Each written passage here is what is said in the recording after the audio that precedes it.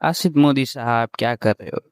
Guys just एक बार imagine करके देखो, आप पिछले 7-8 महीने या फिर 1-2 साल से सिर्फ एक चैनल के लिए मेहनत कर रहे हो, दिन रात कॉन्सिस्टेंटली वीडियो डाल रहे हो, क्वालिटी मेंटेन कर रहे हो, क्वांटिटी मेंटेन कर रहे हो। और मेहनत तो फिर भी ठीक है, लेकिन मेहनत करते वक्त जब आप अपने मन में कुछ एक्सपेक्टेशंस रखते हो, अपने फ्यूचर के लिए ड्रीम रखते हो, वो मेहनत से भी ज़्यादा एक्सपेंसिव होता है, मेहनत से भी ज़्यादा प्रीशियस होता है। और ये चीज़ लगातार 7-8 महीना या फिर 1-2 साल तक करते रहे ना, और उसके बाद एक ही रात में आपकी चैनल डिलीट हो जाए, कैसा लगेगा आपको?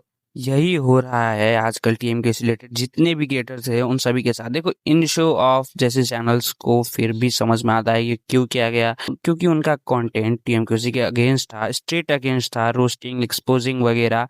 जिससे ठीक है, उनका समझ में आता है कि उनका कहीं ना कहीं बैन कर दिया। देखो, फेयर यूज की अगर बात करें तो वो भी गलत था, बट फिर भी इस चीज को हम एक्सेप्ट कर सकते हैं। But being momo, analytical eyes जैसे चैनल के साथ जो हो रहा है ये बहुत ज्यादा गलत है भाई।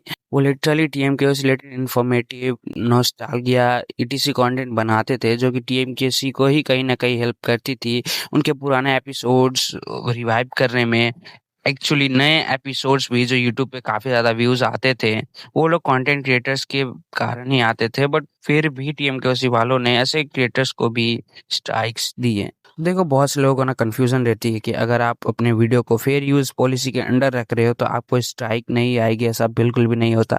फेयर यूज पॉलिसी सिर्फ यूट्यूब तक ही लिमिटेड है। अगर जो रियल कंटेंट ऑनर है, चाहे कोई प्रोडक्शन हाउस हो, चाहे कोई इंडिविजुअल क्रिएटर ही क्यों ना हो, लेकिन अगर उसका कंटेंट, उसका एक इमेज भी आप यूज कर रहे हो अपने चैनल के अंदर, तो अगर वो खुद चाहे तो आपको स्ट्राइक दे सकता है, और ये लीगली फेयर है। बट क्या इसका मतलब ये हो जाता है कि अगर आपका कोई इमेज वगैरह यूज कर रहा है तो आप डायरेक्ट उसको स्ट्राइक दे दो? भाई बिल्कुल भी नहीं है, बहुत ज्यादा गलत है। किसी के सपनों को ऐसे ब्रूटली कुचल देना भाई बहुत बहुत ज्यादा गलत है। और इस वीडियो के बाद शायद मेरा चैनल भी ना रहे, इसलिए वीडियो को कहीं ना कहीं सेव करके रख लो। बट अगर आप लोग अभी ये सोच रहे हो कि अगर ये लीगली सही है तो फिर ये गलत कैसे हुआ, तो भाई देखो क्या होता है कि लीगल चीजों में और मतलब रियल चीजों में बहुत ज्यादा फर्क होती है, राइट?